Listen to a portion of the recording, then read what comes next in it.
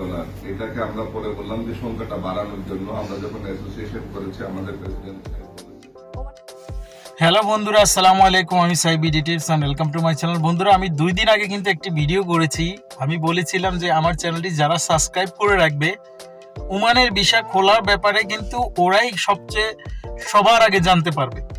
তো আমি যখন ভিডিওটা ছাড়ি 2 দিন পরে কিন্তু আমি খুব ভালো একটা নিউজ পেয়েছি। আমি প্রথমে আপনাদেরকে একটি ফোন রেকর্ডিং শোনাবো, তারপর আমি আপনাদের সাথে বিস্তারিত আলাপ করব। আপনাদের সবার জন্য সুখবর আছে, তো ফোন আলাপটা আমরা শুনে নিই, চলুন। মহামান্য রাষ্ট্রপতি অত্যন্ত মনোযোগ সহকারে শুনেছেন এবং উনি আগে থেকে বিষয়টি সম্পর্কে অবগত আছেন, তবে এটি জানতো না যে ওমানে সম্পূর্ণভাবে ভিসা বন্ধ করে রেখেছে।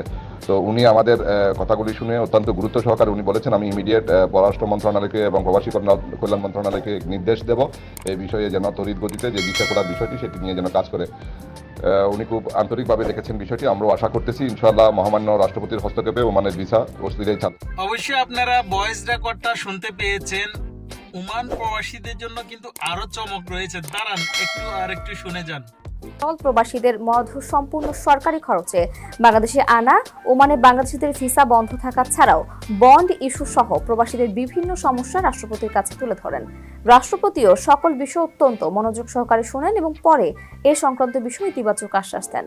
এইখানে আরেকটি খুশির খবর হচ্ছে যাই প্রবাসী যারা প্রবাসী মৃত্যুবরণ করে তাদেরকে দেশে পাঠানোর ব্যবস্থা করবে সরকারের খরচায়।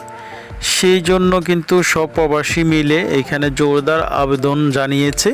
তো এই ক্ষেত্রে সরকারিভাবে কিন্তু একটি পদক্ষেপ নিচ্ছে যে সরকারে বিনা পয়সায় প্রবাসী যারা মৃত্যুবরণ করে তাদেরকে দেশে পাঠানোর ব্যবস্থা করবে। আপনারা জানেন কোনো একজন প্রবাসী যদি প্রবাসে মারা যায় তাদেরকে দেশে পাঠানোর জন্য অনেকজনের কাছে হাত পাততে হয়, দেশে থেকে টাকা আনতে হয়, অনেক দাঁড় দেনা করতে হয়।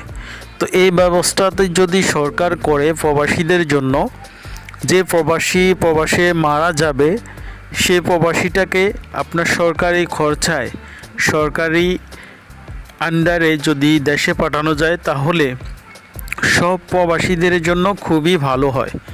আর সরকারের যদি এই কাজটি যদি করে তাহলে সকল প্রবাসী কিন্তু অনেক উপকৃত হবে এবং সবাই কিন্তু অনেক খুশি হবে।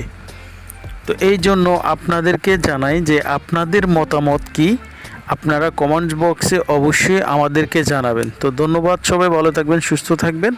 আল্লাহ হাফেজ, আসসালামু আলাইকুম।